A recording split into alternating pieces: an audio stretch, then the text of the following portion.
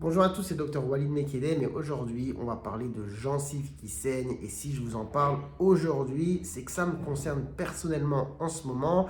J'ai régulièrement là, les gencives qui saignent ces derniers jours et avec ce petit goût de sang là qui reste en fond dans la bouche, hyper désagréable. Je me suis dit bon, tant qu'à faire, on va en faire un sujet de vidéo. Quelle est la cause la plus fréquente, justement la plus fréquente, pardon, de gencives qui saignent?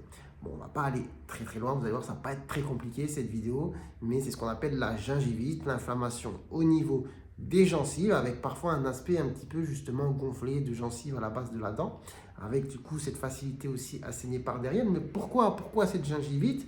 Eh bien, dans la majorité, enfin dans une grande partie, je ne saurais pas vous dire de pourcentage, mais en tout cas très souvent, eh bien cette gingivite est due à la plaque dentaire, au tartre en fait, d'accord? Donc voilà, pas très glamour, mais vous savez que j'ai du tartre.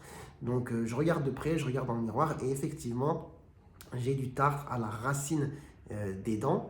Et du coup, ça crée une inflammation au niveau de la gencive qui la rend du coup fragile et qui la fait saigner. Action, réaction, quelle est la solution?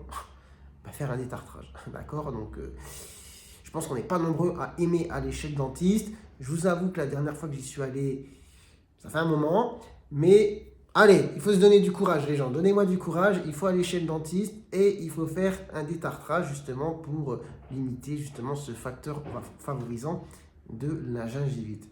Mais bon, maintenant, si on veut parler un peu plus des gencives qui saignent, il n'y a pas que les histoires de tartre.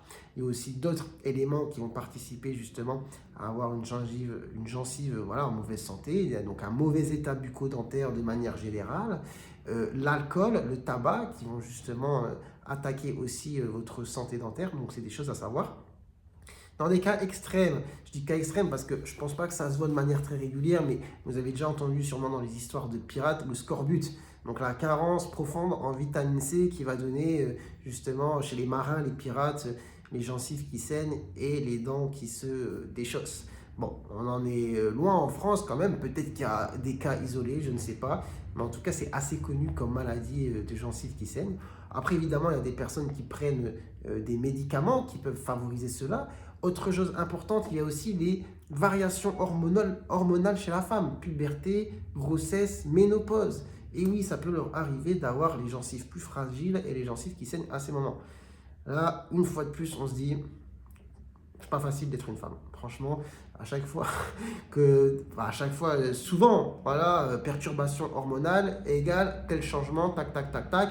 Forcément, chez la femme, entre la puberté, l'accouchement, enfin la grossesse et la ménopause, pas forcément très simple. Donc, courage à vous, mesdames. En tout cas, bah voilà, après je ne vais pas m'attarder plus longtemps, hein. Ce qu'il faut retenir quand même, c'est que la chose la plus simple et la première chose à avoir en tête, c'est finalement le tartre au niveau de la base des dents. Et donc, il peut provoquer cette gingivite et ce saignement dentaire. Donc voilà, tout simplement. Eh bien, écoutez, sur ce, je vous dis prenez soin de vous, prenez soin de vos gencives, prenez soin de votre santé. Et sur ce, à très bientôt, je l'espère, pour de nouvelles vidéos. Ciao, ciao.